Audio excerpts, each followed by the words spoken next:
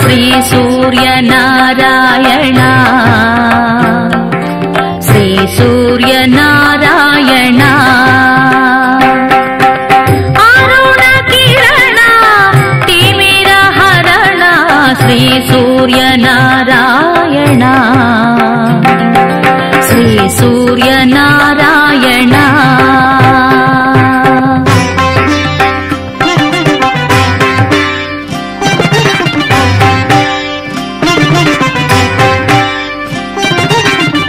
ప్రార్థనా గీతం శ్రీమన్నారాయణ గారు. సభాయ నమః. ఇప్పుడు ప్రార్థనా శ్లోకంతో ఈ కార్యక్రమం మొదలు పెట్టుకుందాం.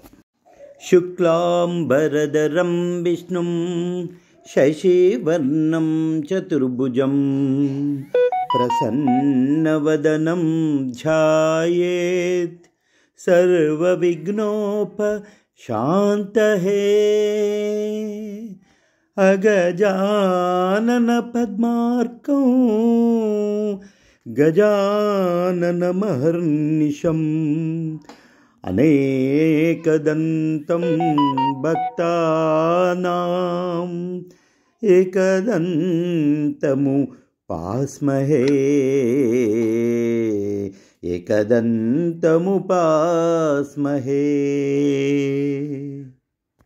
అందరికీ ధన్యవాదాలు. శుభ సాయంత్రం.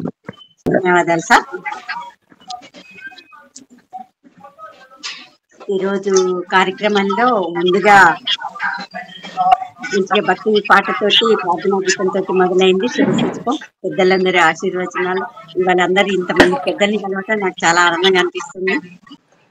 పెద్దలకి ఇప్పుడే అందరికి ఒక్కరుగా వస్తున్న కవులందరికీ కవయిత్రులకి అందరికీ స్వాగతం అండి. ముందుగా ఎప్పటిలాగానే అరుణోదయ సంస్థ గురించి ఒక 2 నిమిషాలు నేను ఎక్కువ టైం తీసుకోకుండా చెప్తాను. చెప్పిన తర్వాత ముఖ్య అతిథి గారిని స్వాగతించుకుంటూ తర్వాత కార్యక్రమం మొదలవుతుంది. ఈ అరుణోదయ సాహిత్య వేదిక, ఇది సాహిత్య వేదిక అనేది కళలకు మాత్రమే, సాహిత్యం కళలకు మాత్రమే పరిమితమైందండి. ఇది ముఖ్యంగా కొత్త కవులకి, నేను ఎక్కువ పాటలైనా ఈ అరుణోదయ సంస్థ అయినా మొత్తం కొత్త వాళ్ళకి ఎక్కువ ప్రోత్సాహం ఇస్తుంటా. పెద్దవాళ్ళ, పాత వాళ్ళ అంటే ఎక్స్పీరియన్స్ ఉన్న వాళ్ళ, అనుభవం ఉన్న వాళ్ళ అనుభవాన్ని నేర్పుతూ కొత్త వాళ్ళకి నేర్పమని చెప్పి కొత్త వాళ్ళకి ఎక్కువ ఎంకరేజ్ చేస్తుంటాను ఈ సాహిత్య వేదిక ద్వారా. ఇది స్టార్ట్ చేసింది డిసెంబర్ 21లో స్టార్ట్ చేసామండి ఈ వేదిక. అంటే కరోనా అప్పుడే అయిపోయిన తర్వాత ఇంకా ఎందుకో గ్రూప్ పెట్టాలనిపించి, అంతకుముందు వేరే సమూహాలలో ఉన్నా కానీ ఎక్కువ రోజులు లేను, నాకు ఎందుకో సొంతంగా పెట్టాలనిపించి పెట్టాను. డిసెంబర్ 21 10వ తారీఖు స్టార్ట్ చేశాను. తర్వాత ఫస్ట్ పెట్టిన సమూహం పెట్టంగానే 150 మంది ఆ మధ్యాహ్నం 1:2 స్టార్ట్ చేస్తే ఆ రాత్రి వరకే 150 మంది జాయిన్ అయ్యారండి. అది మాత్రం నాకు చాలా సంతోషం అనిపించింది. ఆ రోజే పెద్దలు, ఇప్పుడు మన ఎన్ని సంస్థలున్నాయో వాళ్ళందరూ అప్పటికే పరిచయం కాబట్టి వాళ్ళందరినీ మన సమూహంలో చేర్పించుకొని అడ్మిన్ గా వాళ్ళందరినీ చేశారు. ఎందుకంటే నాకు అనుభవం తక్కువ, అంటే థర్డ్ ఇన్నింగ్ లో సాహిత్యంలో వచ్చే నాకు ఉద్యోగం ఇంటి బాధ్యతల వల్ల ఇప్పుడు పూర్తిగా సాహిత్యంలో దిగుదామని చెప్పి, నాకు వాళ్ళకున్న అనుభవం లేదు అని చెప్పి వాళ్ళ సలహాలు సూచనలు తీసుకున్నామని చెప్పి వాళ్ళందరినీ అడ్మిన్ గా చేసి వాళ్ళ సలహాలు సూచనలు తీసుకుంటే ఈ రోజు వరకు కూడా అట్లే నడిపిస్తున్నాం. రోజు రోజుకి పెరుగుతూ పోతుందండి ఇది. ఈ రోజు 350 మంది దాకా అయింది సమూహంలో. అయితే ఈ విధంగా మనం దీంట్లో ఈ సాహిత్యంలో 150 మందితోటి మొదటి రోజు స్టార్ట్ అయిన తర్వాత అందరి సలహాలు సూచనలు నేను సొంతంగా ఏం చేయనండి, నాకు తెలవని అన్ని అడుగుతూ వాళ్ళ ద్వారా నేను నడిపించుకుంటూ వస్తున్నా. దీంట్లో ఎవరెవరు ఉన్నారంటే ఎంతో మంది సాహిత్యవేత్తలే కాకుండా కళాకారులు, అష్టావధానులు, శతావధానులు, తర్వాత పురోహితులు, సైంటిస్టులు, లాయర్లు, లెక్చరర్లు, ఇంకా అనేక మంది, అనేక పెద్ద పెద్ద ప్రొఫెషన్ వాళ్ళందరూ కూడా దీంట్లో ఉన్నారండి. ఇది ఓన్లీ ఎంతో పుట్టినరోజులు, బర్త్డేలు, వ్యాపారాలు, రాజకీయ విషయాలు కూడా పెట్టనివ్వమండి దీంట్లో. ఎందుకంటే రాజకీయం అంటే ఒక్కొక్కళ్ళు ఒక్కొక్క పార్టీలో ఉంటారు, ఇక రోజు అవే సరిపోతాయి. పుట్టినరోజు వాటికి మాత్రం ఇంతవరకు శుభాకాంక్షలు పెట్టలేదు. నాకు అనిపిస్తుంది మీ అభిమానం మీతోటి పంచుకోకపోతే ఎవరితోటి పంచుకోవాలి అంటున్నారు కాబట్టి దానికో యాప్ పెడదామని నేను అనుకుంటున్నాను. ఆ సమూహం ఆ తర్వాత ఈ సమూహంలో అయితే నాకు ఈ దీంట్లో ఒక సాహిత్యం వరకే అనుకున్నా. ఏంటంటే ఈ పెద్ద పెద్ద వాళ్ళు ఉన్నారు కదా, అష్టాదన శతావధానంలో కొన్నిట్లో నేను పాల్గొన్నా. దాన్ని బట్టి వాళ్ళని చేర్పించుకుంటూ ఓన్లీ సాహిత్యానికే కాబట్టి మనకు తెలిసిన విషయాలు అందరికీ ఒక్కొక్క రంగంలో ఒక్కొక్క తెలివి ఉంటది కాబట్టి ఆ తెలివంతా మన విజ్ఞానాన్ని మన కవులకి పంచాలన్న ఉద్దేశంతో ఈ సమూహం పెట్టా. ఫస్ట్ లో నాకు కవి సమ్మేళనం పెట్టడం నాకు అంత ఇంట్రెస్ట్ లేకుండే. ఎందుకంటే కవి సమ్మేళనాలు చాలా పోటీలు ఇవన్నీ చాలా మంది పెడతారు కదా, కవితా పోటీలు. అందుకని చెప్పి ఒక ప్రత్యేకంగా పెడదాం. కానీ చాలా మంది కోరికలు అసలు రోజులకి కవితల పోటీలు పెడితేనే బాగుంటది అంశం ఉన్నారు. అట్లా సంవత్సరాల వాళ్ళు అడిగిన తర్వాత గత సంవత్సరం కవి సమ్మేళన కవితల పోటీలు పెట్టడం అట్లా మొదలు పెట్టా. ఆ కవితలలో కూడా ఎట్లా 70 నుంచి 150 దాకా కవితలు వస్తున్నాయండి. స్టార్టింగ్ లో మామూలుగా ఫంక్షన్లప్పుడు నాకు చేతనేనంత బయట వేదిక మీద చేయొచ్చు, అది నాకు కొన్ని సందర్భాలలో వీలు కావట్లేదు. కానీ ఆ దీంట్లో ఈ ఫస్ట్ జూమ్ కూడా ఈ కవితా పోటీల్లో 70 మంది నుంచి మొదలు పెడితే ఈ రోజు 150 మంది దాకా రాస్తున్నారు. కొంచెం ఫస్ట్ లో పండగలకి నాకు వీలున్నంత వరకు ఈ మెమోంటోల వాటికి సంబంధించినంత వరకు డబ్బులు పంపించుతుండేదాన్ని ఆన్లైన్ లో, ఎందుకంటే ప్రత్యేకంగా చేయలేను కాబట్టి. అది కొంతమందికి సంతోషంగా ఉంది, కొంతమందికి నిరుత్సాహంగా ఉంది. ఎందుకంటే మళ్ళీ ఇప్పుడు 300 మెమోంటో అవుతుంది అనుకోండి, ఆ 300 పంపిస్తే వాళ్ళకి సాటిస్ఫాక్షన్ అనిపించట్లేదు. సరే చూద్దాం అని చెప్పి అట్లా నడిపిస్తున్నా. ఈ ప్రస్తుతం మన దసరా నుంచే ఆఫ్ చేసిన, సరే ఇంకేదన్నా ముందు కొత్త ఆలోచిద్దామని చెప్పి ఆ విధంగా కవిత పోటీలు పెట్టి వారానికి ఒక అంశం మాత్రమే ఇస్తున్నామండి. ఎందుకంటే ప్రతిరోజు ఇవ్వాలి అంటే ప్రతిరోజు ప్రశంసా పత్రాలు ఇవ్వాలి, ఆ ప్రశంసా పత్రాలు కూడా నేనే చేస్తా. అందుకని ప్రశంసా పత్రాలు ఇవ్వటం, వాళ్ళు రాసే వాళ్ళకు కూడా ఎట్లా అంటే ప్రతిరోజు ఒక పని వదిలిపెట్టుకొని అది రాయాలంటే చాలా కష్టంగా ఉంటుంది. అదే వారానికి ఒక రోజు అయితే వాళ్ళకి తీరుకునే టైంలో ఏదో ఒకటి రాయొచ్చు అని చెప్పి నేను అట్లా వారానికి ఒక రోజు అంశంగా కవితా పోటీలు కవితాల తోరణాలని పెట్టానండి. పెట్టి అట్లా నడిపిస్తున్నా, అది బాగా నడుస్తుంది. దానిలో అంశంగానే ఇట్లా జూమ్లు పెట్టా. ఈ జూమ్ కూడా ఎట్లా ఇప్పుడు గూగుల్ మీట్ వాడుతున్నా. ఆ గూగుల్ మీట్ సమావేశాలు కూడా ఫస్ట్ లో నేను ఒక్కదాన్నే నిర్వహించేదాన్ని అండి. ఎవరిని అప్పుడు అడ్మిన్స్ కూడా ఎవరు లేరు. ఆ అడ్మిన్స్ పెట్టాలని కూడా తెలియదు, నిజం చెప్పాలంటే నాకు తెలియక సగం నేనే నడిపించుకునేదాన్ని. ఈ ఇట్లాంటి వేరే సంస్థల్లో సావిత్రిబాయి పూలే ఫౌండేషన్ లో సంవత్సరంన్నర నేను ఒక్కదాన్ని ఇట్లా జూములు నడిపించాను అనమాట. ఆ అనుభవంతో నేను ఒక్కదాన్నే ఇట్లా సమావేశాలు నడిపిస్తునేదాన్ని, కవి సమ్మేళనాన్ని పెట్టుకుంటుండేదాన్ని.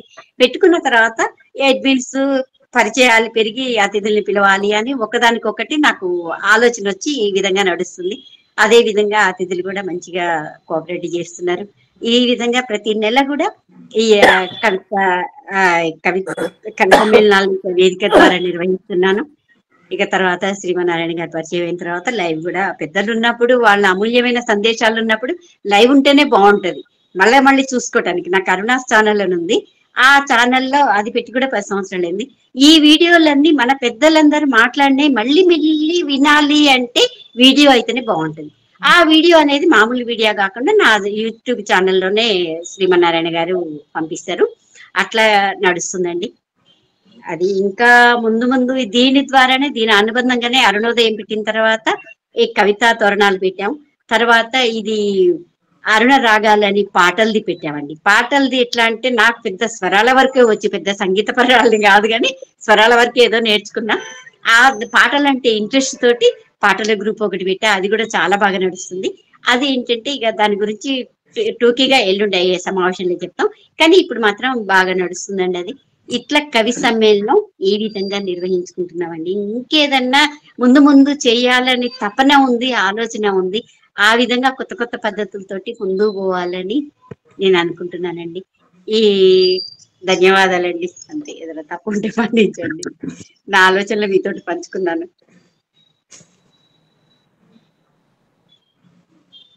శ్రీమన్నారాయణ గారు. సభకు నమస్కారం. విచ్చేసినటువంటి ఈ కార్యక్రమానికి ప్రతి ఒక్క ముఖ్య అతిథితో కూడుకొని ప్రతి ఒక్క మహాశైలకు, ప్రతి ఒక్క కవి పుంగవులకు సంధ్యావందనాలు సమర్పించుకుంటూ కృతజ్ఞతలు తెలుపుకుంటున్నాము సంస్థ తరపు నుంచి. ఇప్పుడు ఆ, ఈ వ్యవస్థాపకురాలు అరుణ గారు వారు ఆహ్వానించి ముఖ్య అతిథులను వారి సంభాషణలను మనం విందాం. అందరికీ సంధ్యావందనాలు. ఈరోజు ముఖ్య అతిథిగా చేసిన బ్రాహ్మణపల్లి జయరాం గారికి నమస్కారం అండి. నమస్కారం సార్, మీరు ముఖ్య అతిథిగా వీరందరూ మాకు రెగ్యులర్ అతిథులండి. రాజగోపాల్ గారు, చంద్రమౌళి గారు, గంటా మనోహర్ రెడ్డి గారు రాలేదు, టూర్ లో ఉన్నారు. కృష్ణారెడ్డి గారు, వీరందరూ నాకు ఆత్మీయులు. అందుకనే వీళ్ళేది నేను దాదాపు ఈ ప్రోగ్రామ్ ఏవి చేయను. ధన్యవాదాలండి పిలవగానే మీరు వచ్చినందుకు. బ్రాహ్మణపల్లి జయరాం గారు 1954 ఏప్రిల్ జన్మించారు. ఏప్రిల్ 6వ తేదీన ఆయుర్వేదిక ఓరియంటల్ కాలేజీలో జియాగూడలో 1978 నుండి 1997 వరకు కవాడిగూడలో నివాసం ఉంటూ వారి వృత్తి కొనసాగించారు. వీరి ఎడ్యుకేషన్ క్వాలిఫికేషన్స్ మాత్రం చాలా ఉన్నాయండి. ఇక్కడ టైం ఉన్నంత వరకు చెప్తా సార్, మీరు చెప్పాలంటే చాలా ఉన్నాయి. అబ్బో, వీరింత MOL university, OU university first class, MA Telugu first class Sanskrit, MA English first class, MPhil Telugu, PhD Hyderabad. ఇలా ఇంకా చాలా ఉన్నాయి, కొన్ని మాత్రమే చెప్తున్నాను సార్. వీరికి తెలుగు, హిందీ, ఇంగ్లీష్ భాషలు మాత్రం బాగా తెలుసు. UDT ఉస్మానియా యూనివర్సిటీలో టీచింగ్ గా 31 years సర్వీస్ ఉంది. తర్వాత PhD awards 12, under graduates PhD awards 4, additional board member గా కూడా అవార్డ్స్ ఈ 4 వచ్చాయండి. First PhD award 12, under graduates PhD 4. కరెక్టే కదండి? 4 వచ్చాయి. ఎడిషనల్ బోర్డు మెంబర్ గా ఉన్నారు. తెలుగు జగతి VTX సెకండ్ కాన్ఫరెన్స్ సుపీరియర్ గా పరమార్థం, ఆంధ్ర మహాభారతం కథ పరమార్థం అనే కళా కౌముది ద్వారా పబ్లిష్ చేశారు. ఆంధ్ర మహాభాగవతం కథా ప్రస్థానం కళా కౌముది వారు పబ్లిసిటీ చేశారు. ఇది కూడా లిమిట్ గా చెప్పానండి, ఇక్కడ టైం కేటాయించుకొని చాలా ఉన్నాయి. అనేక వ్యాసాలు, అంటే దాదాపు 1000 వ్యాసాలు రచించారండి. అప్పుడు 1000 అంటే మామూలు విషయం కాదండి. దాంట్లో ముఖ్యంగా నిత్య జీవితంలో పురుష సూక్తం, ప్రబంధాల్లో నాట్య ప్రశాంతి, కూచిపూడి నృత్య కళా పరిషత్ వారిచే అరణ్య పర్వం, ఇలా ఇంకా చాలా ఉన్నాయి. అట్లా 1000 వరకు వ్యాసాలు రచించారు. ఇక వీరు పొందిన అవార్డులు వస్తే స్టేట్ లెవెల్లో బెస్ట్ టీచర్ గా 2007 లో, కొవ్విలి సాహితీ పురస్కారం 2010 లో కిన్నెర అకాడమీ వారిచే, తర్వాత 3 OU వారిచే అకాడమీ స్టాఫ్ గా అవార్డులు తీసుకున్నారు. బిరుదులు పొందిన అవార్డులు. కాలేజ్ ఆఫ్ రిఫ్రెషర్ గా కోర్సు కూడా చేశారు. రిఫ్రెషర్ కోర్స్ అంటే ఏంటి సార్? నాకు అది ఒకటి అర్థం కాలేదు. రిఫ్రెషర్ కోర్స్ ఏంటి సార్? లెక్చరర్స్ ఎప్పటికప్పుడు అప్డేట్ చేసుకోవాలి సబ్జెక్ట్ కాబట్టి రిఫ్రెష్ కోర్స్ యూనివర్సిటీలో ఆ కోర్సు కూడా చేశారు. ఓరియంటల్ తెలుగు ఫ్యాకల్టీగా OUలో చైర్మన్ గా ఉన్నారు. ఆయుర్వేదిక్ ఓరియంటల్ కాలేజ్ లో రీడర్ గా ఉన్నారు. తర్వాత ఇంకా యువ భారతిలో సెక్రటరీగా, కళా కౌముదిలో సెక్రటరీగా, సాహిత్య భారతిలో వైస్ ప్రెసిడెంట్ గా, మహాజన శక్తుల ఆంధ్ర సారస్వత పరిషత్తుల మెంబర్ గా, ఇవే కాకుండా ఇంకా టీవీ ఈ లిటరరీ చర్చల్లో పాల్గొన్నారు. పర్వాల తోరణం DD సప్తగిరిలో ఛానల్లో పర్వాల తోరణంలో పాల్గొన్నారు. పర్వాల సార్ పద్యాల తోరణంలో DD సప్తగిరిలో. Okay sir. UGC ప్రోగ్రామ్ లో అంబేద్కర్ ఓపెన్ యూనివర్సిటీలో కూడా ఇలా అనేక ప్రోగ్రామ్స్ ఇచ్చారు. ఇంకా వీరి గురించి చెప్పాలంటే, నిజం చెప్పాలంటే ఇంకో గంట పడుతుంది, అంత ఉంది వీరి బయోడేటా. క్లుప్తంగా చెప్పాను సార్, ఏమనుకోవద్దు. టైం బట్టి చాలా బాగుంది సార్. ఇంత పెద్ద సాహిత్యవేత్త, ఇంత విద్యావంతులు, సరస్వతి పుత్రులు ఈ రోజు అతిథిగా పిలవగానే వచ్చినందుకు ధన్యవాదాలు సార్. మిమ్మల్ని ఆ వేదిక మీదకి ఆహ్వానిస్తూ మీ అమూల్యమైన సందేశాన్ని ఇవ్వమని కోరుతున్నాను. సభాకల్పతరుం వందే వేద శాఖోపజీవితం శాస్త్రపుష్ప సమాయుక్తం విద్వద్భ్రమర శోభితం. కవి విద్వాంసులందరికీ కూడా నమస్కారం. సభాసరస్సుకు నమస్కారం. ఈరోజు అరుణోదయ, మామూలుగా అరుణోదయ అనగానే మేము కమ్యూనిస్టు భావజాలకు సంబంధించింది అనుకుంటాం, కానీ ఈ అరుణ గారు ఉదయింపజేసినటువంటి సంస్థ ఇది. కాబట్టి ఇది అరుణోదయ సంస్థ, సాహితీ సంస్థ. ఈ అరుణోదయ సాహితీ సంస్థలో రామకృష్ణ చంద్రమౌళి గారు నా పేరు సూచించడం, వారు వెంటనే నాకు ఫోన్ చేయడం, నేను వెంటనే అంగీకరించడం. సాహిత్యం అంటే మాకు సంతోషం కాబట్టి దీంట్లోనే పుట్టి పెరిగాం, దీంట్లోనే మునుగుతున్నాం, తేలుతున్నాం. అందువల్ల వెంటనే అంగీకరించడం జరిగింది. చాలా సంతోషంగా ఉంది. ఈనాడు కవి, కవిత లేదా కవి, కవిత్వం అంశం గురించి మాట్లాడమని అన్నారు. వేదకాలం నుంచి ఇప్పటి వరకు కూడా కవి శబ్దం ఉంది. మన కొత్తగా ఇప్పుడు కవి అనేది కొత్తగా పుట్టుకురాలేదు. కవీనాం ఉపవస్త్రమస్తమం, గణపతి ప్రార్థన చేస్తున్నా అంటే చెప్తారు, గణానాన్పా గణపతిగం హవామహే కవీనాం ఉపవస్త్రమస్తమం జ్యేష్ఠరాజం బ్రహ్మణస్పత ఆనశృణ్వన్నూతి విశ్రీదసాదనం అని. కాబట్టి గణపతి ప్రార్థనలో కవీనాం, కవుల్లోకెల్లా గొప్ప కవిగా ఆయన వర్ణించారు. ఎందుకంటే వ్యాసభారతం రాయడానికి వ్యాసునికి సహకరించిన వాడు, ఘంటం చేతో కూని రాసిన వాడు వినాయకుడు. అందుకోసం ఆనాటి నుంచి కూడా కవులు ఉన్నారు, దేవతల కాలం నుంచి కూడా కవులు ఉన్నారు. కాబట్టి కవిని దేవతలుగా భావించినటువంటి మన వీళ్ళు కూడా అలంకార శాస్త్రవేత్తలు కూడా ఉన్నారు. కవిర్మనీషి పరిహు స్వయంభూ అని. కవి అంటే సాక్షాత్తు పరమాత్మే అని కూడా చెప్పారు. అందువల్ల సమాజాన్ని ఉత్తమ మార్గంలో నడిపించగల శక్తి లేదా చెడు మార్గంలో నడిపించగల శక్తి రెండు ఉంటాయి. ఎందుకంటే రెండు వైపులా పదునున్న కత్తి కవి, ఎటైనా సరే రాయగలడు. అలాంటి కవికి ప్రధానంగా ఉండాల్సినవి 3 లక్షణాలు చెప్పారు మనవాళ్ళు: ప్రతిభ, వ్యుత్పత్తి, అభ్యాసం. ప్రతిభ అనేది 2 రకాల ప్రతిభ అని చెప్పారు మనవాళ్ళు. వ్యుత్పత్తి ద్వారా పొందే ప్రతిభ వేరు, సహజంగా పుట్టుకతో వచ్చే ప్రతిభ వేరు. కొంతమంది 11 సంవత్సరాలకే 10 సంవత్సరాలకే కవిత్వం రాసిన వాళ్ళు ఉన్నారు, బ్రహ్మాండమైన కవిత్వం రాసి పేరు పొందిన వాళ్ళు ఉన్నారు. అలాంటి వాళ్ళ ప్రతిభనే మూలాధారం, దైవదత్తమైన ప్రతిభ. నవనమోన్మేషశాలిని ప్రతిభా మత అన్నారు. నిత్యనూతనంగా ఉండేదాన్నే ప్రతిభ అని చెప్పేసి అంటారు. ప్రతిభావంతులైన వాళ్ళు చాలా గొప్ప కవిత్వాన్ని, తాత్విక నేపథ్యం కలిగిన, మనం తత్వం అనగానే వేదాంతం అనుకుంటాం, కానీ సమాజతత్వం, వ్యక్తితత్వం, సృష్టితత్వం అన్ని తత్వాలే. ఆ బేస్ లేకుండా కవిత్వం రాస్తే ఎక్కువ కాలం నిలబడదు. అందుకోసం ప్రతిభావంతులు చాలా ఉత్తమ కవిత్వాన్ని అందిస్తారు.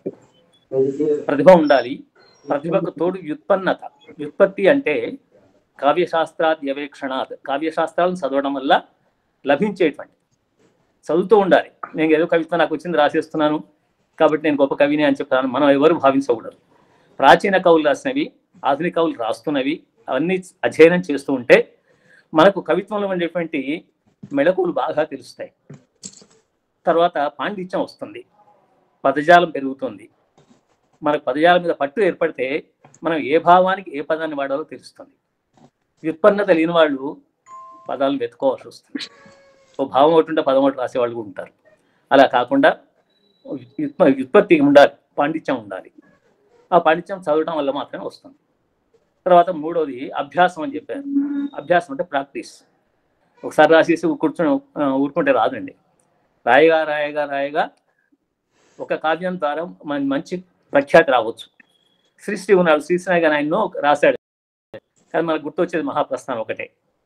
ఆయన ఖడ్గ సృష్టి కానీ ఇతర కావ్యాలు కానీ మనం అంత పెద్ద మాత్రమే చదువుతాం, కానీ సామాన్యులు ఎవరు పట్టించుకోరు. మరో మహాప్రస్థానం తెలుసు, మరో ప్రస్థానం కూడా తెలియదు నిజంగా చెప్పాలంటే. అందువల్ల ఏదో ఒక కావ్యం ద్వారా నిరంతరం రాస్తూ ఉంటే దానివల్ల మంచి ప్రఖ్యాతి వచ్చేటువంటి అవకాశం ఉంటుంది. అందువల్ల అభ్యాసం కూడా ఉండాలి. ఉంటేనే కవిత్వం కూడా రాటు తేలుతారు. కవిగా ప్రాణకెక్కుతుంది కవిత్వం. కాబట్టి ప్రతిభ, వ్యుత్పత్తి, అభ్యాసం ఈ 3 లక్షణాలు కలిగి ఉండాలి. కవి అనేవాడు పాలకుడి కంటే గొప్పవాడు, రాజు కంటే కూడా గొప్పవాడు అని చెప్పారు మనకు జాషువా. రాజు చేతి కత్తి రక్తం వర్షించు, సుకవి చేతి కలము సుధలు గురియు. మంచి కవి యొక్క కలము అమృతాన్ని కురిపిస్తుంది అని చెప్పాడు. రాజు ఏం చేస్తాడు? యుద్ధాలు చేస్తారు, రాజ్యాలు వ్యాపింపజేస్తారు, ఈ పనులు చేసేవాళ్ళు. ఇప్పుడు పాలకులు కూడా అంతే, సంఘర్షణ పడుతుంటారు, ప్రతిపక్షాల వాళ్ళు ఎదుర్కోవాల్సి వస్తుంది. ఇదైనా అంతే. అంతే రాజు అంటే పాలకుడు. అలాగే రాజు ఉన్నత కాలం పరిపాలన చేస్తాడు, పోయిన తర్వాత విగ్రహాల్లో కనబడతాడు. కానీ సుకవి మాత్రం ప్రజల నౌళ్లలో ఉంటాడు, నాలుక మీద ఉంటాడు. రాజు జీవించే రాతి విగ్రహములందు, సుకవి జీవించే ప్రజల నాలుకలయందు. ప్రజల నాలుక. ఇప్పటికి మనం వేమన పద్యాలు చదువుతుంటాం. వేమన ఎప్పటివాడు, ఏ 16వ శతాబ్ది వాడు, అంతగా వాడు మనం కరెక్ట్గా చెప్పలేం, కానీ 16వ శతాబ్ది వాడికి చెప్తున్నారు. ఆ కాలంలో ఉన్నటువంటి వేమన పద్యాలు మనం ఇప్పటికీ చదువుతున్నామంటే, బద్దెన పద్యాలు చదువుతున్నామంటే, లేదా నరసింహశతకం చదువుతున్నామంటే దానికి కారణం వాళ్ళ కవిత్వమే. వాళ్ళు గుర్తుపెట్టుకుంటున్నాం. నన్నయ్యని మర్చిపోలేదు ఎంతవరకు. మనం 1000 సంవత్సరాలైనా కూడా ఆది కవి నన్నయ్యని మర్చిపోతున్నామా? మర్చిపోం కదా. పోతనను మర్చిపోతున్నామా? మర్చిపోం కదా. కనీసం వాళ్ళ పద్యాలు లేకపోయినా వాళ్ళ పేర్లన్నా గుర్తుంటాయి మనకు. అందువల్ల వాళ్ళు ఎప్పుడు కూడా ప్రజలలో ఉంటారు. ఆ విధంగా నన్నయ్య నుంచి నేటి దాకా చాలా మంది గొప్ప కవులు వచ్చారు. భారత భాగవత రామాయణాది గ్రంథాలే కాకుండా మధ్య కాలంలో వచ్చినటువంటి ప్రబంధాలు, ఆ తర్వాత వచ్చినటువంటి దక్షిణాంధ్ర యుగంలో వచ్చిన ప్రబంధాలు, తర్వాత కందుకూరి వీరసింగం గారి యొక్క సంస్కరణ దృక్పథంతో వచ్చినటువంటి ఆ తర్వాత వచ్చిన కావ్యాలు, రచనలు, ఆ తర్వాత ఆధునికంగా వచ్చిన రకరకాల కవిత్వం, అభ్యుదయ కవిత్వం, ఆ తర్వాత స్త్రీవాద కవిత్వం, దళితవాద కవిత్వం, ఇలా రకరకాల కవిత్వాలు వచ్చాయి. కాబట్టి ఇవన్నీ కూడా నెమ్మదిగా కాలాన్ని బట్టి మారుతూ రకరకాల వస్తువులతో బయలుదేరి వస్తున్నాయి. అలాంటి కవిత్వం అంతా రాసేవాళ్ళు కవులే. కాబట్టి కవికి సమాజంలో చాలా గొప్ప స్థానం ఉంది, దీన్ని ఎవరు కాదనలేరు. అలాగే కవిత్వంలో ఏం వర్ణిస్తారు, ఏం రాస్తారు అని చెప్పేసి ఒక ప్రశ్న వస్తుంది. టాపిక్ ఇవ్వండి మేము రాస్తామంటారు కొంతమంది వాళ్ళకు ఏ స్ఫురణ కలిగితే అది రాస్తుంటారు, లేదా ఒక అంశాన్ని తీసుకొని దాని గురించి కావ్యాలాగా రాస్తారు. ఏది రాసినా సరే ప్రధానంగా కవిత్వంలో ఉండాల్సినవి 4 అంశాలే. దీన్ని మించి ఇంకేం ఉండదండి ఈ లోకంలో. ఎవరికైనా సరే ఏ రచన చేసినా సరే, కవిత్వం రాసినా, కథలు రాసినా, నాటకాలు రాసినా, ఏ రచన చేసే వాళ్ళకైనా సరే 4 అంశాలు మాత్రం సృష్టిలో ఉంటాయి. అసలు ఉండేవే సృష్టిలో 4 అంశాలు. మొట్టమొదటిది వ్యక్తి. వ్యక్తి లేకుంటే, వ్యక్తి కాకుండా ఉంటే ఎలా రాస్తాడు? రాసేవాడు వ్యక్తే, రాసేది వ్యక్తుల కోసమే, దాన్ని వ్యష్టి అంటారు. రెండోది సమష్టి, సమాజం. అందరం కలిసి ఉంటేనే దీన్ని సమాజం అంటాం. ఈ సమాజం రకరకాల సమాజాలు ఉంటాయి.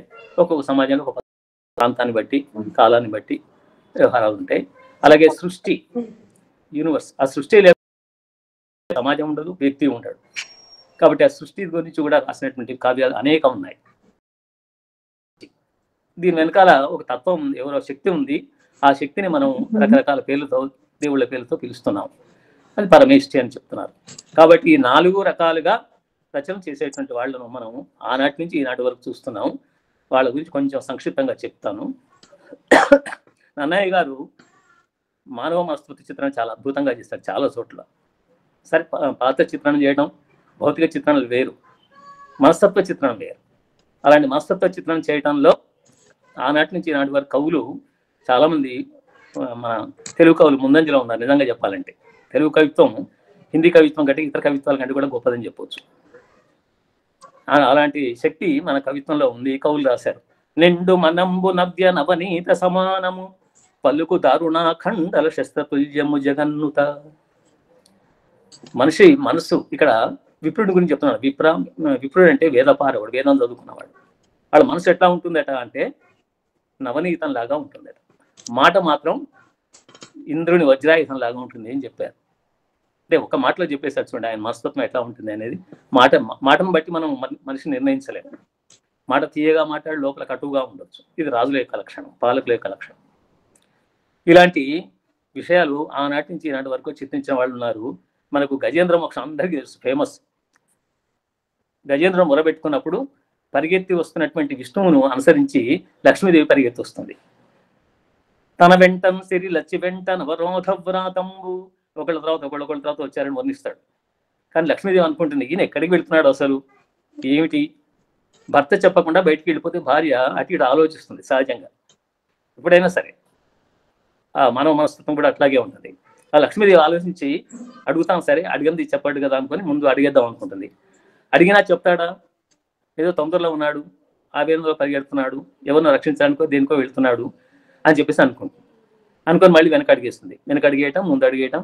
అడిగేదనని కడువడిజను, అడిగిన తను మగుడను డుగడని నడయుడుగున్, వెడబెడ సిటి ముడి తడబడ, నడిగిడదు జడిమ నడిగిడు నెడలన్.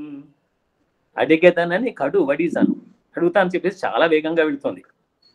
అడిగిన తను మగుడ నుడుగడని నడయుడుగున్, అడిగినా కూడా ఆయన చెప్పడం చెప్పేసి అనుకొని మళ్ళీ వెనక్కి వచ్చేస్తుంది. వెడబెడ సిడిముడి తడబడ అడిగిడు నడిగిడదు జడిమెన అడిగిడు నెడలను మాటి మాటికి సంభ్రమం కలుగుతూ ఉండగా ముందుకెళ్తుంది, వెనక్కి వస్తుంది, ముందుకెళ్తుంది, వెనక్కి వస్తుంది. అడగనా వద్దా, అడగనా వద్దా. దోళాందోళిత హృదయం ఉన్న వాళ్ళు ఎట్లా ఉంటారో ఈ పద్యంలో వర్ణించారు. ఇది మానవ మనస్తత్వాన్ని చిత్రిస్తూ పైకి మనకు అలంకారం మాత్రం అద్భుతమైన నృత్యానుప్రస వాడారు. దీన్ని ఎల్లా వెంకటేశ్వరరావు గారు మృదంగం మీద వాయించారు. అడిగే తనని కడుబడి జను అడిగిన తను మగుడ నుడుగడ్డని నడగిడుగును వెడబెడ సిడిముడి తడబడ నడిగిడు నడిగిడదు జడిమన్ అడిగిడు నెడలన్. ఇలా పోతన గారు చెప్పినటువంటి అద్భుతమైన పద్యంలో మానవ మనస్తత్వ చిత్రం మనకు చేసింది లక్ష్మీదేవి అయినా కూడా మానవులే ఆధారంగా ఉంటారు. దేవతల రూపాలు మనం కల్పించుకునేవి, దైవానికి రూపం ఉందా లేదా ఆ చర్చ వేరు. కాబట్టి దాని గురించి మనం ఆలోచించకుండా ఈ మానవ మనస్తత్వం గురించి వర్ణించిన వాళ్ళు చాలా మంది ఉన్నారు. ఆ తర్వాత మనకు భావకవిత్వం వచ్చింది. ఈ భావకవిత్వంలో కూడా వాళ్ళ యొక్క బాధలు కష్టాలు అన్ని చెప్పుకున్నారు, వాళ్ళ మనసులో ఉండే ప్రేమని చెప్పుకున్నారు. శృంగారం అంతకుముందు అతివేలంగా ఉంటే వీళ్ళు అమలిన శృంగారం అని చెప్పుకున్నారు. సరే ఏదైనా సరే మనసారాగా ఏడవని హీరో నన్ను అన్నాడు కృష్ణశాస్త్రి. తను పూర్తిగా మంచి మనసారా ఏడనివ్వండి అని చెప్పేసి మొత్తుకున్నాడు. ఎందుకంటే తన బాధలు ఏమో ఉంటాయి, మానసికమైనటువంటివి ఉంటాయి కదా. వ్యక్తి అన్ని చోట్ల తన గురించి తాను చెప్పుకోలేదు, చాలా కష్టం. కవిత్వం ద్వారా అయితే హాయిగా చెప్పుకోగలడు. అందుకోసం అలా మనస్ఫూర్తిగా చెప్పుకునేటువంటి అవకాశం వ్యష్టి కవిత్వంలో ఎక్కువగా కనబడుతుంది. తర్వాత సమష్టి కవిత్వంలో సమాజ చిత్రం, సమాజం కూడా మారుతూ ఉంటుంది, కాలాన్ని బట్టి సమాజం మారుతూ ఉంటుంది. 11వ శతాబ్ది వేరు, 12వ శతాబ్ది వేరు, 13 వేరు, 14 వేరు, 15 వేరు, 20 వేరు, 21వ శతాబ్ది వేరు. ఇప్పుడు జీవితం చూస్తే 50 ఏళ్ల క్రింద చూస్తే, నాకు ఇప్పుడు 70 ఏళ్ళు కాబట్టి చెప్తున్నాను, 50-60 ఏళ్ల క్రితం ఉన్నటువంటి జీవితం ఎలా ఉంది, ఇప్పుడు ఎలా ఉంది ఒక్కసారి ఆలోచిస్తే విచిత్రంగా అనిపిస్తుంది. ఇంత మారిపోచ్చిందా అని. ఉరుకులో నిమిషం కూడా నిలబడలేరు. ఈ వేగం కొంతకాలం ముందే వచ్చినప్పుడు పెద్ద పెద్ద నవలలు నాటకాలు మానేసి చిన్న చిన్న కథలు రాయటం మొదలుపెట్టారు. ఆ కథలు సీరియస్గా చదివేవాళ్ళు, పేపర్లో బస్ స్టాండ్లో నిలబడి చదివేవాళ్ళు చాలామంది నేను చూశాను. అలాంటి స్థితి నుంచి ఇప్పుడు ఆ చదివే ఓపిక కూడా లేదు. ఇప్పుడంతా బుక్ కల్చర్, నారాయణ రెడ్డి గారి మాట చెప్పాలంటే బుక్ కల్చర్ పోయింది, లుక్ కల్చర్ వచ్చేసింది. చూడడం తప్ప, చూడడం వినడం అంతకుమించి ఇంకా పుస్తకాలు పట్టుకుని పెద్ద పెద్ద పుస్తకాలు చదివేంత ఓపిక లేకపోయినా జనానికి. సరే ఏమైనా సరే సామాజిక స్పృహ అని కమ్యూనిస్టులు వాడుతున్నా, అంటే మార్క్సిజం భావజాలం కలిగిన వాళ్ళు వాడుతున్నా, సమాజాన్ని గురించి ఆనాటి నుంచి ఈనాటి వరకు కవులంతా పట్టించుకున్నారు, కవులంతా రాస్తూనే ఉన్నారు. ఏదో ఒక కోణం, సమాజంలో అనేక కోణాలు ఉంటాయి, ఏదో ఒక కోణం నుంచి కవిత్వం రాసిన వాళ్ళు మనకున్నారు. అలాంటి వాళ్ళలో మొదటి నుంచి అందరినీ చెప్పవచ్చు, కాకుంటే అన్నీ చెప్పలేం. కాబట్టి మనకు పోతన గారు చెప్పిన ఒక చిన్న పద్యం, ఏమయ్యా నువ్వు దానం ఇవ్వకు, వచ్చినవాడు ఎవరు అనుకుంటున్నావు, విష్ణువు అని చెప్పిస్తా అన్నాడు. అంటే అప్పుడు ఆయన చెప్పిన మాట చాలా అద్భుతమైంది. దానం ఇవ్వద్దని చెప్పంటే సమాధానం చెప్పాడు గురువు గారికి. కారే రాజులు రాజ్యములు గలగవే, ఎంతమంది రాజులు కాలేదు, ఎంతమంది రాజ్యాలు పరిపాలించలేదు, ఎంతమంది సంపద లేదు, వారేని సిరి మూటగట్టుకొని పోమంజాలిరే. ఎవరికైనా డబ్బు మూట పట్టుకుని పోయారా పోయేప్పుడు, చనిపోయేప్పుడు? శివి ప్రముఖులు వాళ్ళకంటే శివి చక్రవర్తి త్యాగం చేసిన పురుషుల పేర్లు ఉన్నాయి, కానీ రాజుల పేర్లు ఎంతమంది ఉంటాయి? ఒకళ్ళో ఇద్దరు ధార్మికమైన పరిపాలన చేసిన వాళ్ళు, ధర్మంగా పరిపాలించిన వాళ్ళ పేర్లు తప్ప ఉండవు కదా. అది ప్రధానం కాదు, త్యాగమే ప్రధానము. అందుకే మనకు ఉపనిషత్తులో కూడా కైవల్యోపనిషత్తు దాంట్లో చెప్పారు, త్యాగేనైకే అమృతత్వ మానసు అన్నాడు. త్యాగబుద్ధి అలవడితే వాళ్ళకి మోక్షం వస్తుంది అని చెప్పేస్తారు. దానివల్లనే వస్తుంది తప్ప మనం ఏది వదలకుండా మనకున్న అలవాట్లు కానీ, భావాలు కానీ, అభిప్రాయాలు కానీ, సమాజంలో ఈ బంధాలు కానీ, బంధం అంటే మనం అందరికి దూరంగా ఉండమని అర్థం కాదు, మానసికంగా ఉండగలిగితే అప్పుడు మోక్షం వస్తుందని చెప్పి వాళ్ళు చెప్పారు. సరే, ఆ విషయం వేరనుకోండి. మొత్తానికి రాచరిక వ్యవస్థ పోయింది. ఆ తర్వాత రాచరిక వ్యవస్థ చివరిలో దొరతనాలు వచ్చాయి, దొరలు వచ్చారు. ఆ తర్వాత వాళ్ళ కింద దేశముఖులు వచ్చారు. వీళ్ళ కాలంలో రకరకాల కవిత్వం మనం చూసాం, తిరుగుబాటు కవిత్వాలు వచ్చేసాయి. రావాల్సిన అవసరం ఉంది. మా దాశరథి ఎందుకు రాయాల్సి వచ్చిందండి? మా నిజాం రాజు తరతల బూజు అన్నాడు. నా తెలంగాణ కోటి రతనాల వీణ, కోటి మంది ఉండేవాళ్ళు అప్పుడు, ఇప్పుడు 5 కోట్ల మంది అయిపోయారు. సరే, ఆ సమాజాన్ని దాన్ని బట్టి మనంతా ఒకటి కావాలి, ఒకటి తిరుగుబాటు చేయాలని చెప్పేసి ఉద్యమాన్ని తీసుకొచ్చాడు. స్ఫురణ ఆ కవిత్వంలో కలిగించారు. ఇలా చాలా మంది కవులు సమాజాన్ని పట్టించుకున్నటువంటి వాళ్ళు చాలా మంది కనబడతారు. ఇప్పుడు మనం ప్రజాస్వామ్య వ్యవస్థలో ఉన్నాం. ఈ ప్రజాస్వామ్య వ్యవస్థలో కూడా కవులు ఆయా సన్నివేశాలకు సంఘటనలకు ప్రేరితులై చక్కటి కవిత్వాన్ని రాస్తున్నారు. మనకు శ్రీశ్రీ అనగానే వెంటనే గుర్తొస్తుంది ఆయన బీదల పక్షాన్ని నిలబడ్డాడు అని.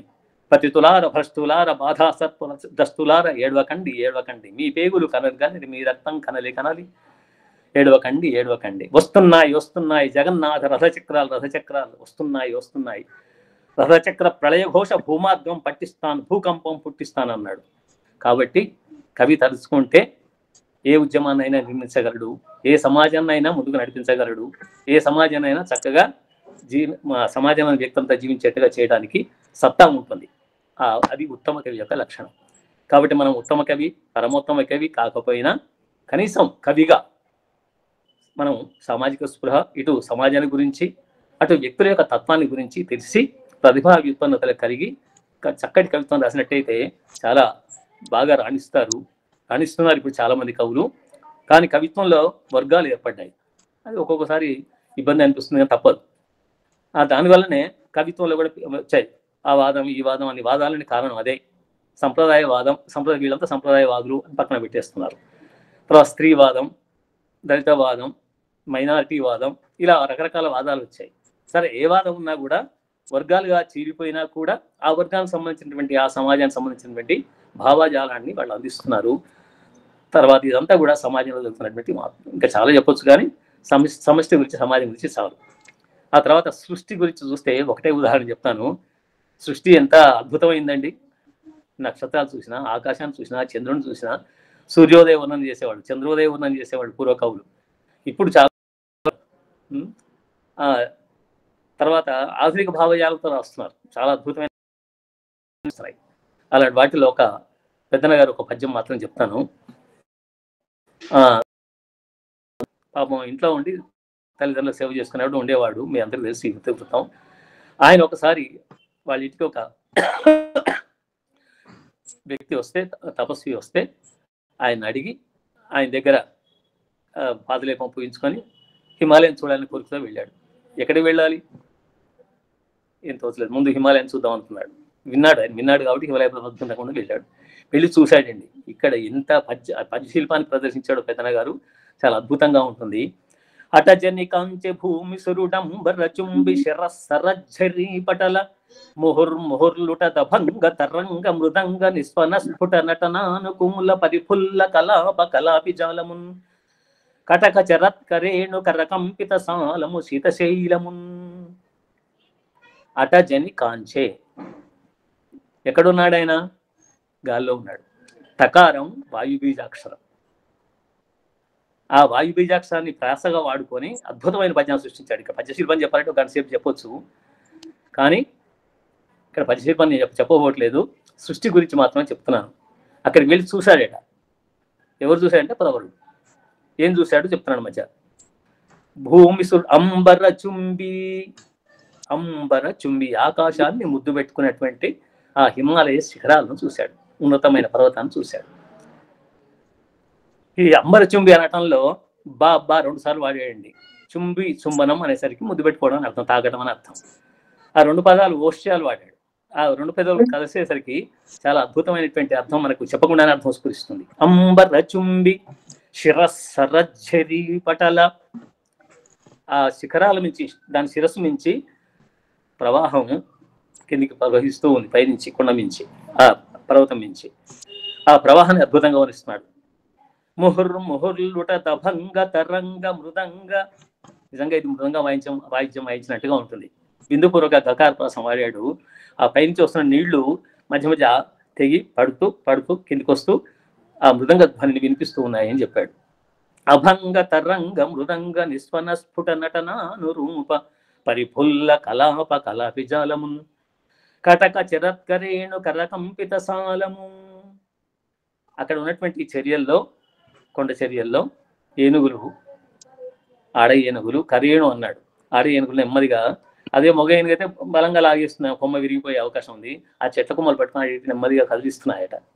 కటక చరత్కరేణు, ఇది పదప్రయోగ ఔచిత్యం. కవులు నేర్చుకోవాల్సింది ఏంటంటే ఏ భావానికి ఏ పదాన్ని ప్రయోగించాలి, ఏ పదం ప్రయోగిస్తే అక్కడ భావం స్పష్టంగా తెలుస్తుంది. అలా కటక చెరత్ కరేణు, ఆ ప్రాంతంలో తిరుగుతున్నటువంటి కరేణువులు, ఆడ ఏనుగులు. ఈ మగ ఏనుగు ఎందుకు చెప్పకూడదు? మగ ఏనుగు కొంచెం దృఢంగా ఉంటుంది, గట్టిగా లాగితే కొమ్మ విరిగిపోతుంది కాబట్టి ఇది అటు ఇటు కదిలిస్తున్నటువంటి చెట్ల కొమ్మలు కనబడుతున్నాయి అని వర్ణించాడు. కటక చెరత్ కరేణు కర్ర కంపిత సాలము, అది కూడా సాలం, మధ్య వృక్షం, మధ్య చెట్టు యొక్క కొమ్మలు కదిలిస్తున్నటువంటి ఆ దృశ్యము చాలా అద్భుతంగా కనిపిస్తుంది. కింద నుంచి పైకి ఉన్నతంగా ఉన్నటువంటి పర్వతం, పైనుంచి కిందికి వస్తున్నటువంటి ప్రవాహం, అక్కడ చర్యలో, కొండ చర్యలో ఉన్నటువంటి చెట్లను కదిలిస్తున్నటువంటి ఏనుగులు, అద్భుతమైన దృశ్యాన్ని చూశాడండి. ప్రకృతి వర్ణన ఎంత అద్భుతంగా చేశాడు పేతన గారు. శీతశైలమున్, అలాంటి శీతశైలమున్ అటజని కాంచే భూమిశ్వరుడు ప్రవరుడు. కాబట్టి ఇలా ప్రకృతి వర్ణన చాలా అద్భుతంగా చేసి దాంట్లో అనేక విశేషాలు చూపించాడు. ఇలాంటి గ్రంథాలు చదువుకుంటే ఆధునిక కవులకు కూడా మనం పదాన్ని దేన్ని ప్రయోగించాలి, ఏ పదం ప్రయోగిస్తే బలంగా ఉంటుంది అనేటువంటి స్పృహ మనకు కలుగుతుంది. కాబట్టి ఈ సృష్టి కవిత్వం కేవలం వర్ణననే కాదు, సృష్టి అంటే చాలా విశేషాలు ఉన్నాయి. మీరు చెప్పొచ్చు ఈ సృష్టి అంటే ఇంకా యూనివర్స్ అంతా ఉంటుంది. తర్వాత పరమేశ్వరి అయినసరికి భగవతత్వం చెప్పేది. ఇవి మనకు ఆనాటి నుంచి ఈనాటి వరకు అన్ని కావ్యాల్లో కనిపిస్తూనే ఉంది. సరే, కొంతమంది దాన్ని వ్యతిరేకించవచ్చు, అనుకూలంగా ఉండొచ్చు. ఏవైనా సరే నరసింహ శతకం అండి, మా అమ్మగారు చదువురాదు, సంజరాదు, నిరంతరం చదువుకునేది. ఎట్లా నేర్చుకుందో ఏమో తెలియదు, కానీ చిన్నప్పుడు ఆమె 90 ఏళ్ల వరకు జీవించింది. చనిపోయే ముందు కూడా నరసింహ శతకం పద్యాలు చదివి మరణించిందండి. చాలా సంతోషం అనిపించేది ఆ కాలంలో. ఆమె వాళ్ళ భక్త్యా లేకపోతే అది ఇష్టనా ఏంటో తెలియదు, కానీ మనసులో పడుకొని కూడా నరసింహ శతకం పద్యాలు చదివి. లక్షాధికారైన లవణమన్నమే కాని మెరుగు బంగారంబు మింగబోడు. ఇది సామాజిక తత్వం కాబట్టి ఏమిటండి, ఫిలాసఫీ చెప్తున్నారు నిజమే, అయినా కూడా సమాజంలో జరిగే అంశాలు దాంట్లో స్పష్టంగా కనబడేట్టుగా, మనకు అర్థమయ్యేట్టుగా ఆ పద్యాలన్నీ ఉంటాయి. అలా శత కవులంతా కూడా చాలా మంది భక్త కవులు ఉన్నారు, తర్వాత తత్వ కవులు ఉన్నారు. ఈ కవులంతా కూడా పరమేశ్వరు గురించి ఏదో రకంగా అందించారు. నరసింహని దివ్య నామమంత్రము చేత దుర్జాలములన్నీ తోలవచ్చు, నరసింహని దివ్య నామమంత్రము చేత బలుపైన రోగములు పాపవచ్చు. ఇలా చెప్తాడు నరసింహ శతకంలో. చాలా అద్భుతమైనది. ధర్మపురి శేషప్ప కవి చెప్పినటువంటి శతకం ఇది. ఇది ఒకటే కాదు, దాశరథి శతకం కానీ ఇతర శతకాలు కానీ చాలా అద్భుతమైనటువంటి శతక సాహిత్యం ఉంది. అద్భుతమైన కావ్యాలు నాణ్య నుంచి ఇప్పటిదాకా అక్కడక్కడ ఉన్నటువంటి సన్నివేశాలు, మన పరమాత్మ తత్వాన్ని చెప్పేటువంటి అంశాలు ఉన్నాయి. ప్రత్యేకంగా దానికోసం రాసిన కావ్యాలు కూడా ఉన్నాయి. ఇలా 4 తత్వాల్లో ఏ తత్వం ఒక తత్వం గ్రహిస్తాం మనం. సమాజం గురించి చెప్తున్నామా, వ్యక్తి గురించి చెప్తున్నామా, సృష్టి గురించి చెప్తున్నామా, లేదా పరమాత్మ గురించి చెప్తున్నామా? దేని గురించి చెప్పినా సరే ప్రతిభా వ్యుత్పత్తి కలిగినటువంటి కవులు అభ్యాసం చేస్తూ ఉంటే చాలా అద్భుతమైన కావ్యాలు రచిస్తారు, మనకు ఆనందం కలిగిస్తారు. కవిత్వం యొక్క ప్రయోజనం 2 అండి. ఒకటి, సమాజానికి ఉపయోగపడాలి, సమాజాన్ని మార్చగలగాలి, సామాజికులు కొంతమందినైనా మార్చాలి. అలా మార్చగలిగేటువంటి శక్తి దానికి ఉంటుంది. అద్భుతం. ఉపయోగం లేకుండా కావ్యం రాస్తే ఏం లాభం? అలాగే ఆనందం కనీసం తాను ఆనందం పొందాలి, చదివేవాళ్ళు ఆనందం పొందాలి. ఇవి 2 లేకపోతే, ఆనందం ప్రయోజనం 2 లేకపోతే ఆ కవిత్వం రాసినా కూడా వాళ్ళకు సంతోషం ఉండదు, ఇతరులకు సంతోషం ఉండదు. కాబట్టి మంచి కవిత్వం రాయడానికి నిరంతరం అభ్యాసం చేస్తూ వ్యుత్పన్నులై, అంటే మంచి పాండిత్యం సంపాదించుకొని అందరూ బాగా రాయాలని కోరుకుంటూ, ఈ అవకాశం ఇచ్చినటువంటి అరుణోదయ సమితి వారికి, ముఖ్యంగా డాక్టర్ అరుణ గారికి, నా పేరు ప్రతిపాదించిన రామకృష్ణ చంద్రమౌళి గారికి, ఇక్కడ విన్నవాళ్ళు చాలా పెద్దలు ఉన్నారు, శంకరనారాయణ గారు చాలా మంది ఉన్నారు, అంతా మేధావులు కనిపిస్తున్నారు. అందరికీ వందనాలు సమర్పిస్తూ సెలవు తీసుకుంటాను. నమస్కారం. అద్భుతమైన సమాచారం అండి, ధన్యవాదాలు. అద్భుతమైన సమాచారం అండి, ధన్యవాదాలు. మేము ఎన్ని బుక్కులు, మీరు చెప్పినటువంటి ఆ ఇన్ఫర్మేషన్ మేము ఎంత ప్రయత్నం చేసినా కూడా మేము పొందలేము. అంత గొప్పటి సమాచారాన్ని, మాకు ఉపయోగపడే సమాచారాన్ని అందించారు మీరు. మేము చదవాలంటే అన్ని బుక్కులు తెలియదు కూడా చాలా మందికి, అవన్నీ తీసి ఈ రోజులలో రాసే కవులకు చాలా మందికి. చాలా మంచిది యూట్యూబ్ లో పెడుతున్నాం మనం ఈ ప్రోగ్రామ్ ను. అది సర్వదా ఎందరికో ఉపయోగపడేటువంటి మంచి ఉపన్యాసాన్ని ఇచ్చారు మీరు. మీ మేధా సంపత్తి మీకు ధన్యవాదాలు సార్, కృతజ్ఞతలు. నిజమే సార్, కవిత్వం రాయటం అంటే ఏదో నోటికొచ్చింది రాయకుండా, తోచింది రాయకుండా, ఈ కవిత్వం ఎట్లా రాయాలి మీరు అన్నారు. భగవంతుడి గురించైనా, సృష్టి గురించైనా, దేని గురించైనా 4 అంశాలుగా తీసుకొని కవిత్వం ఎట్లా రాయాలని చెప్పారు.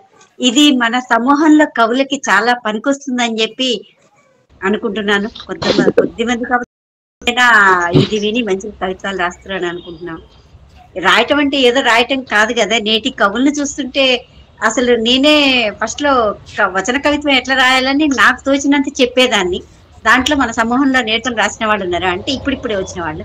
కానీ మీలాంటి వాళ్ళ సాహిత్యం వల్ల ఇంకా కవులు ఎట్లా రాయాలనేది వాళ్ళ ఏదో రాసినాం కదా ప్రశంసా పత్రం తీసుకోవటమో లేకపోతే సభలలో పురస్కారాలు తీసుకోవటం మెమంటోలు తీసుకోవటమో కాకుండా అసలైన కవి ఎట్లుండాలో చెప్పారండి. చాలా చాలా బాగుందండి. ధన్యవాదాలు. ధన్యవాదాలు సార్. జయరాం గారు మాట్లాడుతుంటే ఓ చతురాస్య వంశ కలశోదధిపూర్ణ శశాంక అన్న పద్యము, తర్వాత ఆపురి బాయకుండు మకరాంక శశాంక మనోజ్ఞమూర్తి వివిధాధ్వర ధర్మ నిర్మల అని అనవరతాధ్యాపన పరుండు అంబురుహ గర్భ కులాభరణంబు, ఆయనకిచ్చిన ప్రవరాఖ్యునికిచ్చిన పెద్దన గారిచ్చిన విశేషణాలన్నీ కూడా జయరాం గారి ముఖ కమలములో కనిపిస్తున్నాయండి. ఇంకా ఇంకా నిజమేనండి. ఇంకా ఇంకా చెప్తే బాగా అనిపిస్తుంది. మన సమూహంలో టైం దృష్టిలో పెట్టుకొని కొద్దిగానే చెప్పినట్టు అనిపించింది. ఇంకోసారి మాత్రం తప్పకుండా ప్రత్యేక వీడియో తీసి మాకు పంపిస్తే బాగా అనిపిస్తుంది సార్. మీరు నేను అడుగుతా ప్రత్యేకంగా దీని గురించి కవుల గురించి ప్రత్యేకంగా వీడియో తీసి మనం చూస్తున్నాం సార్, మన సమూహంలో పెడదాం. అంతేకాకుండా జయరాం గారు, మీరు కుంతకుడు, మహిమ భట్టు, భామహుడు, ఆనందవర్ధనుడు ఇత్యాది లాక్షణికుల యొక్క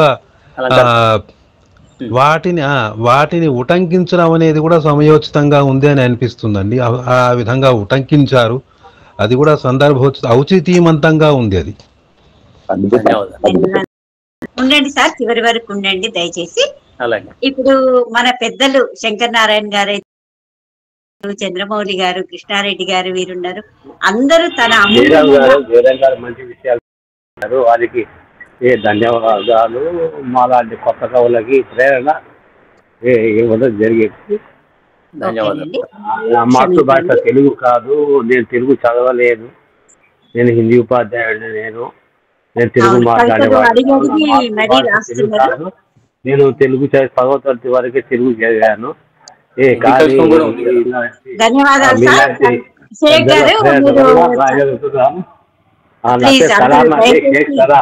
సలీం కాదు, సలాం అంటే నా పేరు. జయరాం గారు ధన్యవాదాలు.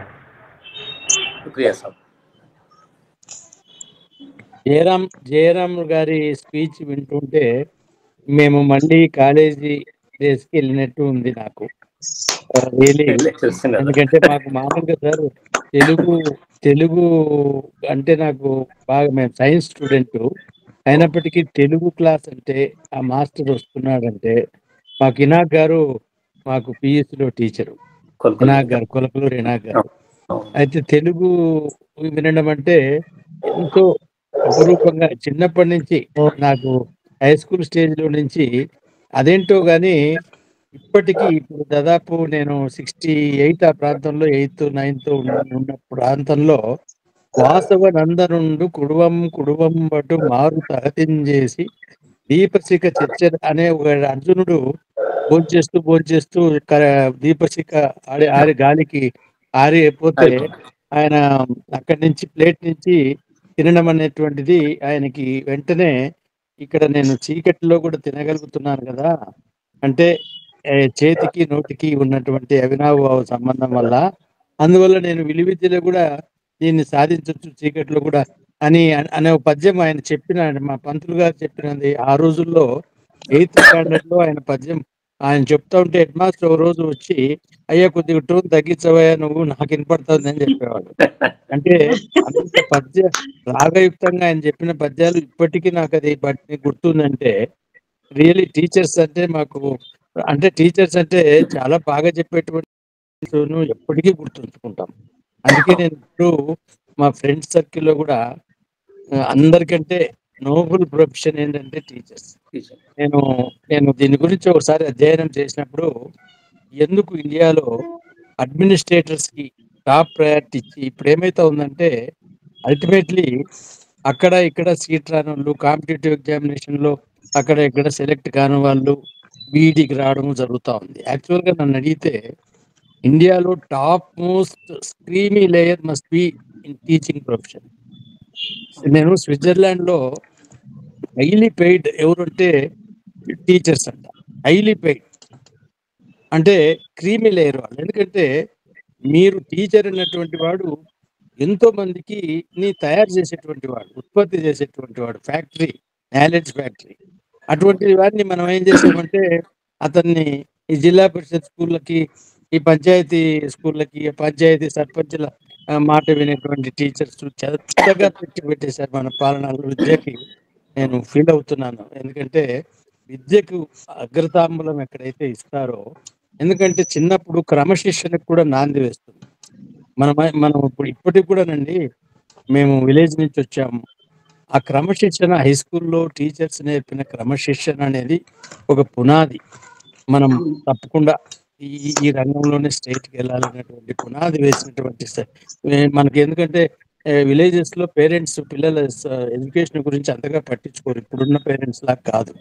వాళ్ళు అసలు మా ఫాదర్ని, మీ అబ్బాయి ఏం చదువుతున్నాడు అని అంటే, మా అబ్బాయి ఎలిమెంట్ స్కూల్ దాటిపోయినాడు, హై స్కూల్లో చేరినాడు అనేవాడు. హై స్కూల్లో నేను ఏ క్లాస్ చదివేది ఆయన గుర్తుండేది కాదు. Only element school, high school.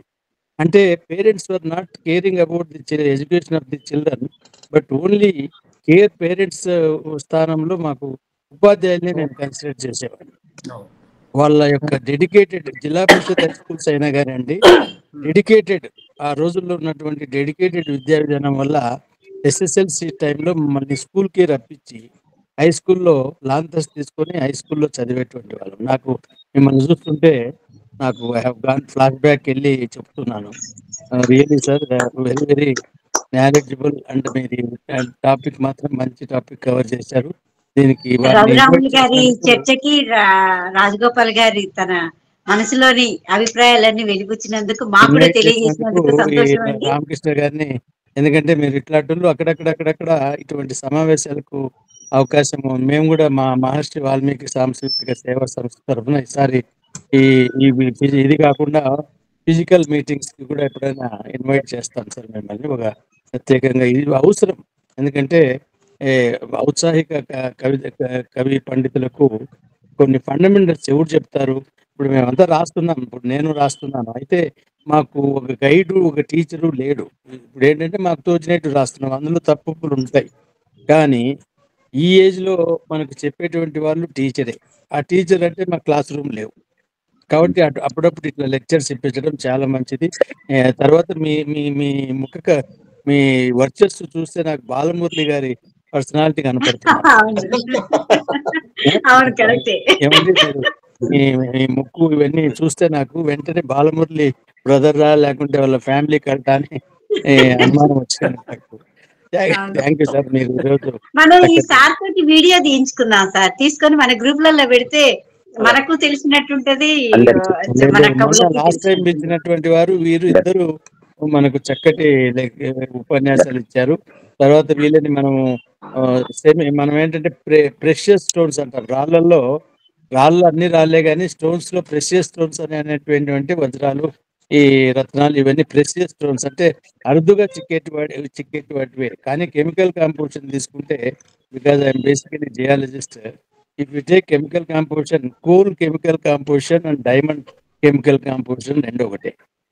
Diamond, కోలు రసాయనికంగా చూస్తే రెండు ఒకటే, మరి అది డైమండ్. అట్లా మీరంతా ప్రెషియస్ స్టోన్స్ లాగా సమాజంలో ఉపాధ్యాయులు ప్రెషియస్ అని నేను ఇప్పుడు మనకి సమూహం ద్వారా ఇంతమందికి పరిచయం చేస్తున్న చంద్రమౌళి గారికి మనం ధన్యవాదాలు చెప్పుకోవాలి. ధన్యవాదాలు చెప్పాలి. మీరేంటంటే మిమ్మల్ని ఐడెంటిఫై చేస్తే తప్ప ఎక్కడో ఉంటారు నాకు తెలుసు. ఇళ్ళటోళ్ళు అక్కడ ఇక్కడ. ఇప్పుడు మనకి ఏమైతుందంటే ప్రసాదం డిస్ట్రిబ్యూట్ చేసేటప్పుడు చేయి పెట్టి ముందర పోయి చేసుకోవడానికి ప్రసాదం అంతా, అది కొందరు డిగ్నిఫైడ్ కొన్నాళ్ళు వెనకుంటారు. వీళ్ళందరూ పాపం ఆ బ్యాచ్. వీళ్ళని ఐడెంటిఫై చేసుకొని మనము అప్పుడప్పుడు సమావేశాలకు ఇన్వైట్ చేయడం అనేది మనం అలవాటు చేసుకోవాలి. Thank you very much sir. మేము కూడా చాలా నేర్చుకోవాలి. ఇంకా రఘురాములు గారు ధన్యవాదాలండి. పరిచయం చేసిన చంద్రమౌళి గారికి మరీ ధన్యవాదాలు సార్. ఇప్పుడు వచ్చిన పెద్దలందరూ చంద్రమౌళి గారు, రాజగోపాల్ గారు, తర్వాత ఈ కృష్ణారెడ్డి గారు, ఈ హరిశంకర్ గారు, శంకర్ నారాయణ గారు తలా ఒక 5 నిమిషాలు మాట్లాడమని, మీ అమూల్యమైన సందేశాలు ఇవ్వమని కోరుతున్నామండి. ఏంటంటే వీటి ద్వారా మన కవులకి అంత ఏదో కవులు నేను అంశం ఇస్తున్నా వాళ్ళు రాసుకుంటూ పోవటం కాకుండా మీలాంటి వాళ్ళ పెద్దవాళ్ళ మాటలు వింటుంటే కవి సమ్మేళనం ద్వారా వాళ్ళకి అంత ఎంతో, వాళ్ళతో పాటు నాకు కూడా అంత విజ్ఞానం అందుకోవచ్చు అని నేను అనుకుంటున్నాను. శంకర్ నారాయణ గారు ఒక 5 minutes మాట్లాడగలుగుతారు. మ్యూట్ లో ఉన్నారు సార్.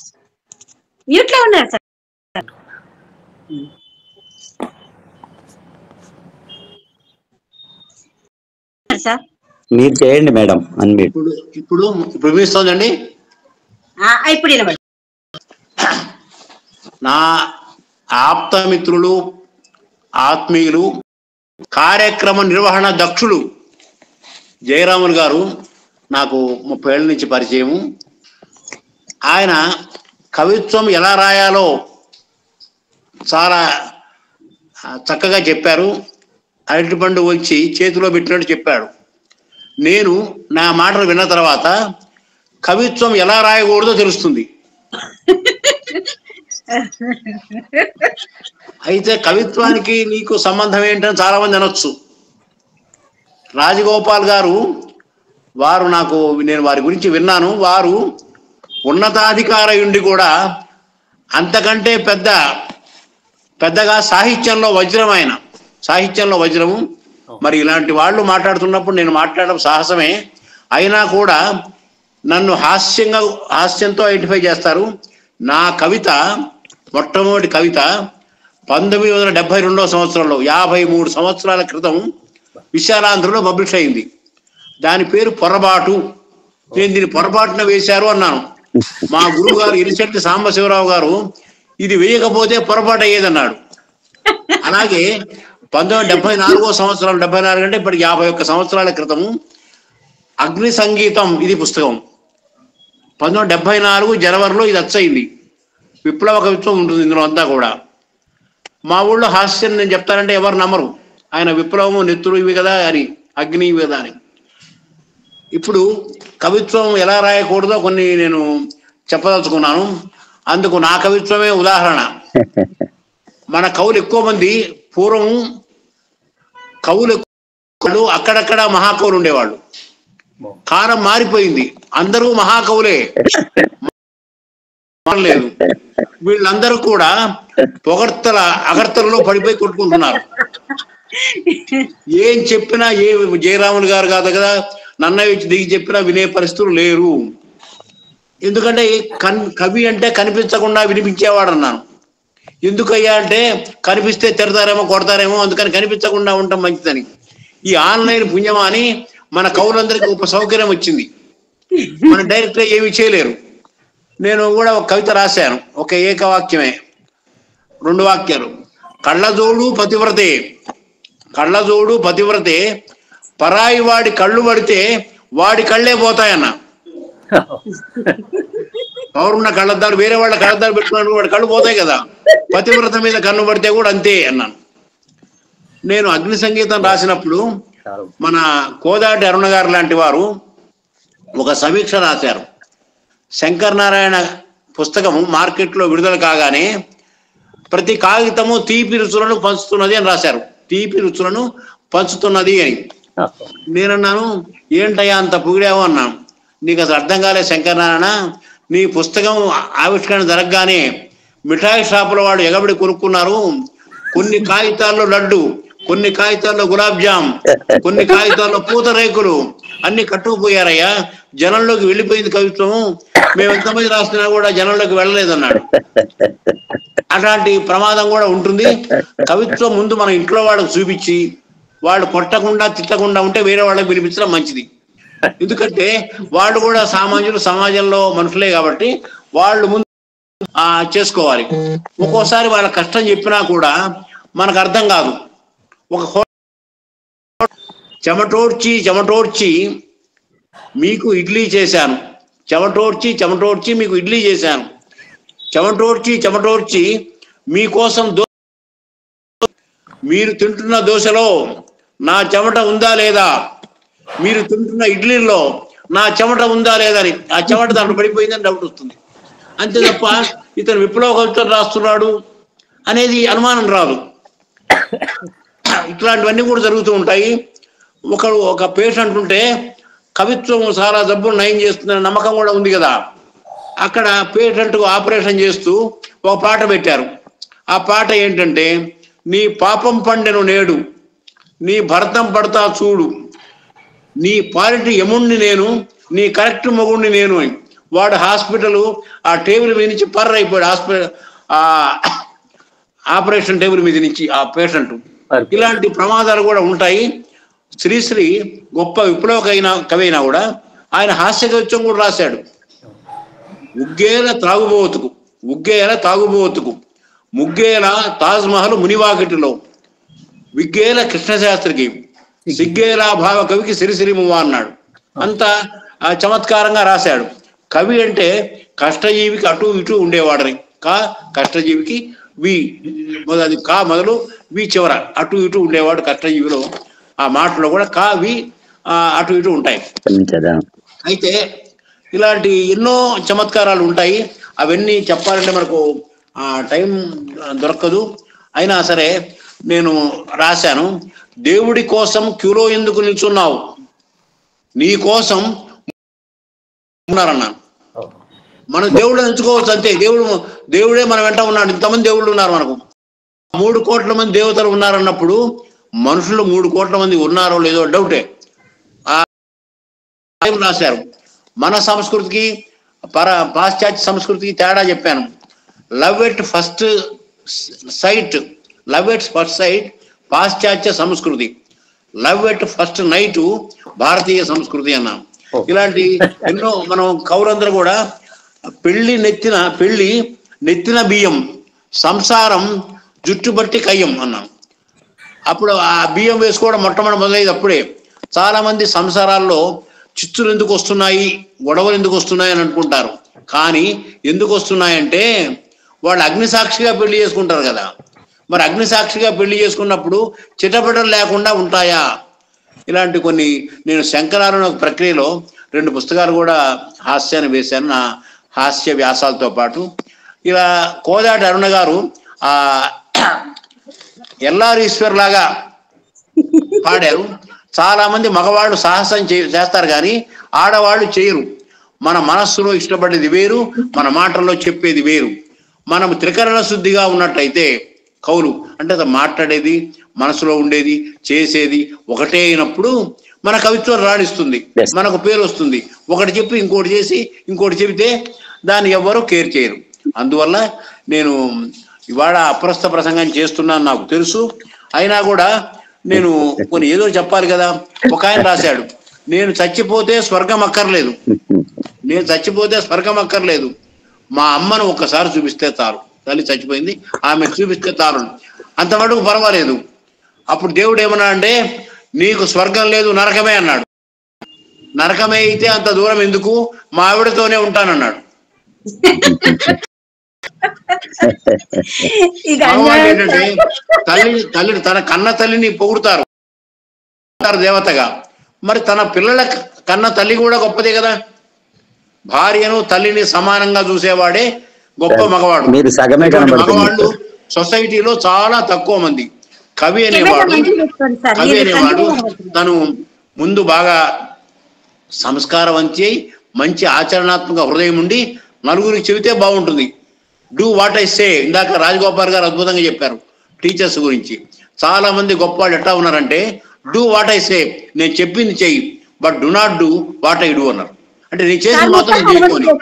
అలాంటి వాళ్ళందరూ ఉన్నారు ఈ సొసైటీలో. టైం అయిపోయింది. నమస్కారం. ధన్యవాదాలు. బాగా చెప్పారు. నాకు ఒక డౌట్ సార్. ఇప్పుడు మీరు ఇందాక స్వీట్లన్నీ పేపర్లో పెట్టి ఇచ్చారు కదా, అట్లా పేపర్లో స్వీట్ పెట్టడం వల్ల నలుగురికి పోయిందా కవిత, లేకపోతే కవిత బాగుందని నలుగురిలోకి పోయిందా సార్? అది ముందు కొన్నది ఏమి తెలియకుండా కొనుంటారు కదా. ఏమీ తెలియకుండా మీలాంటి అమాయకులు కొనుంటారు. తిన్న తర్వాత వాళ్ళ హృదయం పరవశించిపోయి ఉంటుంది. కవిత్వము వినే కవిత్వం కొంతమంది చేస్తే, తినే కవిత్వం కొంతమంది. నేను తినే కవిత్వం రాసేవాడు. పేపర్ పోయిందా కవిత్వం పోయిందా నాకు అర్థం కాలేదు. అది అర్థం కాకపోవడమే కవిత్వ రహస్యం. అక్కడ ఆనందవర్ధన్ ఉంటాడు, అక్కడ ధ్వని వ్యవహారం ఉంటుంది. విశ్వశ్రేయ కావ్యం అన్నారు కదండి జయరాములు గారు. విశ్వశ్రేయ కావ్యం అన్నాడు విశ్వనాథుడు. అంటే ప్రపంచానికి మేలు కూర్చేదే కావ్యమని. మరి మేలు కూర్చడమేగా. నోరు తీపి చేయడం కన్నా ఆ గొప్ప కవిత్వానికి ప్రయోజనం ఏముంటుంది, పరమార్థం ఏముంటుంది?